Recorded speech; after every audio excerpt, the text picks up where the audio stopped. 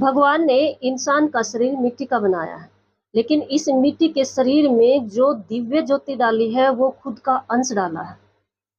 और इस दिव्य ज्योति का जो इस शरीर में इफेक्ट हुआ है, जो माइंड नामक ऑर्गेन है, वह दिव्य ज्योति उसमें समा गई है। यानी माइंड नामक जो ऑर्गेन है शरीर के अंदर, वो एक्टिव हो जाता है। हम बहुत सुनते और कहते हैं कि मिट्टी का शरीर है, मिट्टी में मिल जाना है, लेकिन इसमें जो माइंड नामक ऑर्गेन है उसमें परमात्मा की दिव्य ज्योति है, यानी परमात्मा का छोटा सा अंश है। इतना पावरफुल है हमारा माइंड, क्योंकि इसमें खुद परमात्मा की पावर है। ये हमारी साइंस भी सिद्ध कर चुकी है कि इंसान सिर्फ अपने माइंड का 2% यूज करता है, फिर भी हम दुखी हैं। दुर्भाग्य की बात यह है कि फिर भी हम दुखी हैं। हमारे सामने कोई छोटी सी प्रॉब्लम आ जाए तो हम इतने परेशान हो जाते हैं और उस प्रॉब्लम को ऐसे देखते हैं, भी उसके सॉल्यूशन की तरफ ध्यान ही नहीं जाता। लेकिन सच मानिए, यकीन मानिए, हमारी साइंस भी सिद्ध कर चुकी है और हमारे धार्मिक ग्रंथ भी सिद्ध कर चुके हैं, आपने पढ़े हो, सुने हो, कि इंसान के पास जो माइंड है ना, हर प्रॉब्लम का सॉल्यूशन निकाल सकता है, हर प्रॉब्लम का। मैं 2-3 एग्जांपल देती हूँ आपको। सावित्री का नाम आपने सुना होगा। सावित्री की जब शादी हुई ना सत्यवान से, तो उसको पता चला कि इनके जीवन का 1 साल ही बचा हुआ है, 1 साल के बाद इनकी डेथ हो जाएगी। लेकिन सावित्री सच्चे मन से सत्यवान को पति मान चुकी थी, इसलिए शादी कर लेती है। और सावित्री के माइंड था कि 1 साल बाद इसकी मृत्यु होने वाली है। सावित्री हमेशा अपने पति के साथ रहती है। और वो दिन आ जाता है जब सत्यवान को लेने यमराज आ जाते हैं। सामने होती है सावित्री। सावित्री कहती है कि प्रभु, जैसे तपस्या करने लग जाती है वहां पे, तो यमराज ने कहा कि देखो, मैं आपकी तपस्या से प्रसन्न हूँ, मांगिए आपको क्या मांगना। तो सावित्री कहती है कि मुझे मेरे पति के प्राण चाहिए। तो यमराज कहते हैं कि देखो, ऐसा तो नहीं हो सकता, ये तो विधि का विधान है, मैं इसके प्राण नहीं दे सकता, लेकिन एक वरदान मैं कुछ और दे सकता हूँ, आप कुछ और मांग सकती हैं। यहाँ पे मैं आपका ध्यान नोटिस करवाना चाहूंगी माइंड की पावर पर। एक वरदान बोला था यमराज ने सावित्री को एक वरदान मांगने के लिए, तो सावित्री अपना माइंड लगाकर एक वरदान में 4-5 वरदान मांग लेती है, सब कुछ मांग लेती है, ये कहूंगी। सावित्री के सास ससुर थे, वो अंधे थे, और सावित्री के पति राजा थे, सत्यवान राजा थे, यानी उनके सास ससुर को जो बाहर निकाल दिया था, राज छीन लिया था। तो सावित्री क्या करती है, सावित्री कहती है कि हे यमराज, मेरे सास ससुर अपने पोते को सोने के थाल में खीर खाता हुआ देखें। एक वरदान बोला यमराज ने, सावित्री एक ही मांगती है, मेरे सास ससुर अपने पोते को सोने के थाल में खीर खाता देखें। उस समय पर सोने के थाल में राजा महाराजा खीर खाते थे। सावित्री पोता जो सास ससुर का पोता मांगा, तो यानी पति के प्राण मांग लिए। देखें, सास ससुर की आंखें मांग ली। सोने के थाल में राज मांग लिया।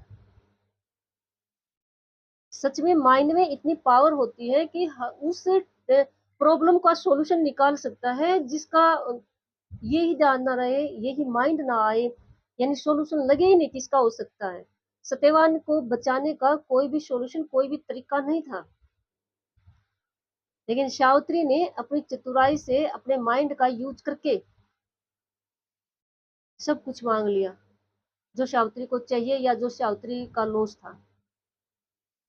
मैं आपको एक दूसरा एग्जांपल देती हूँ।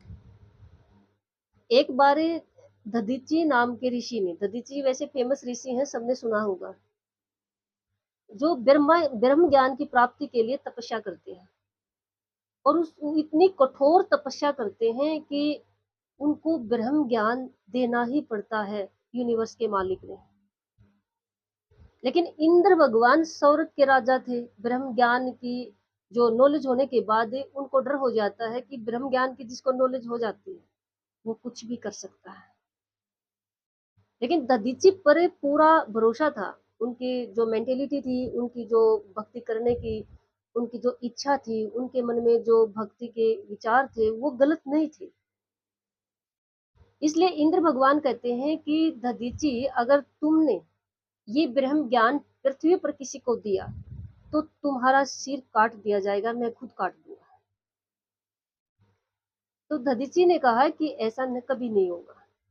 लेकिन अश्वनी कुमार दधीचि की घोर तपस्या करते हैं और दधीचि को खुश कर देते हैं। जब खुश होकर दधीचि कहते हैं अश्विनी कुमार को कि मांगो, क्या मांगना चाहते हो, तो दधीचि को, जो अश्विनी कुमार, कहते हैं कि मुझे आप ब्रह्म ज्ञान की शिक्षा दीजिए, मैंने ब्रह्म ज्ञान पाना है। तो दधीचि कहते हैं कि ऐसा नहीं हो सकता, इसका एक रीजन है। अश्विनी मानते नहीं है, तो दधीचि बता देते हैं कि देखो, अगर मैं आपको ब्रह्म ज्ञान देता हूँ तो इंद्र मेरा सिर धड़ से अलग कर देंगे।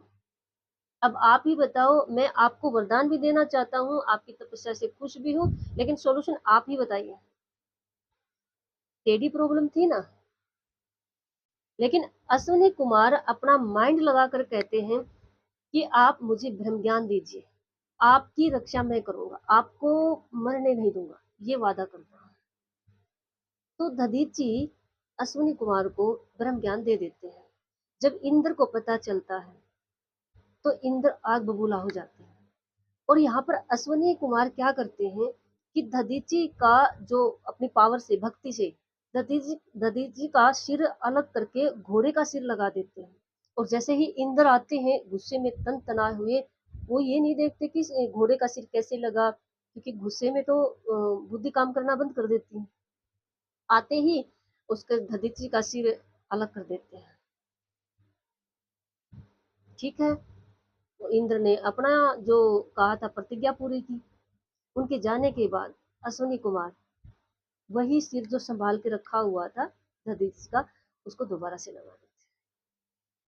माइंड में इतनी पावर है, हमारे देवी देवता तक, मतलब अगर इतिहास उठाए, धार्मिक इतिहास उठाए, तो इस बात की गवाही दे रहा, और हमारी साइंस सिद्ध कर ही चुकी है ये बात। मैं आपको एक एग्जांपल और बताती हूँ। परशुराम का नाम आपने सुना ही होगा।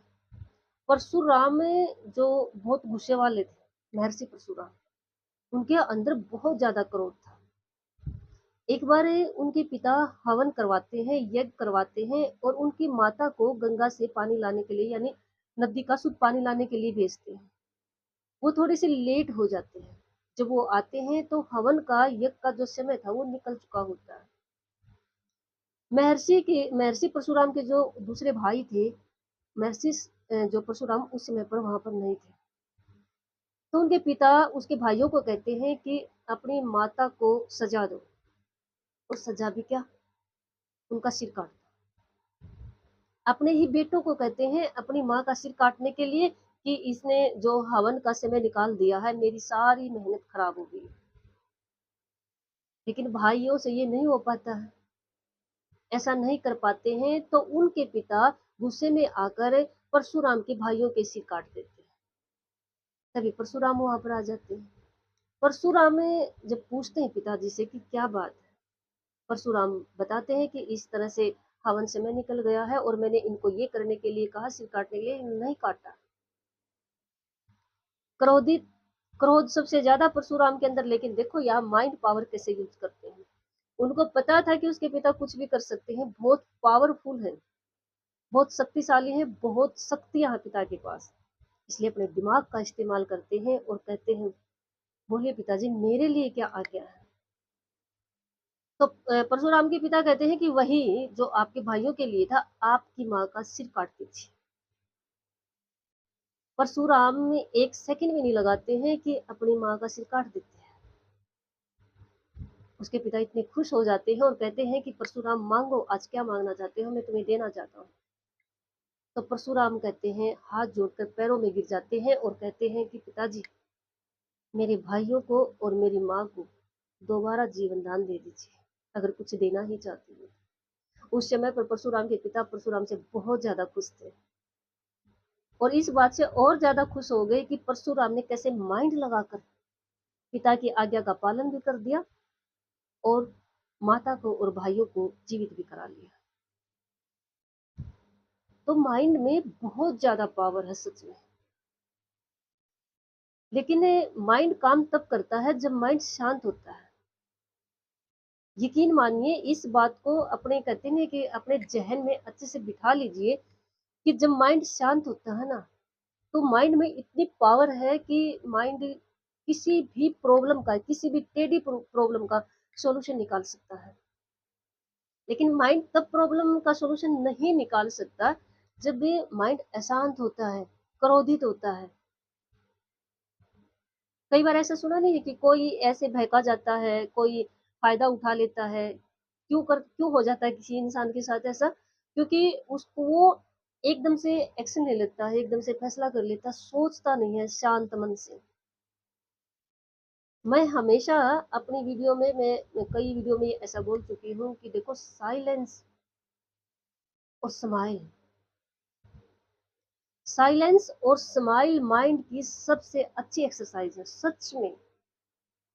वैसे तो देखो योग है बहुत सारी जिससे हमें अपना माइंड पावरफुल करते हैं, लेकिन जो स्माइल और जो साइलेंस है ना, इसको तो हमेशा बनाए रखिए। ये वो है जो माइंड के लिए 24 के 24 घंटे, हर मिनट, हर पल, हर अक्षर काम करते हैं। हमेशा स्माइल करते रहिए। स्माइल से मन शांत होता है, शांत मन हर प्रॉब्लम का सॉल्यूशन निकाले। और मोस्टली ज़्यादातर साइलेंस अपनाइए, क्योंकि साइलेंस से सबसे बड़ा काम करती है, हर प्रॉब्लम से बचा ही लेती है, प्रॉब्लम ही क्रिएट नहीं होने देती। देखो साइलेंस जो स्माइल है वो तो माइंड से काम करवाता है, माइंड को शांत रखता है, और शांत माइंड काम करता है। और साइलेंस तो प्रॉब्लम ही कम क्रिएट होने देता है। इसलिए इन दोनों बातों को अपनी लाइफ में हमेशा यूज करें, हमेशा बनाए रखें।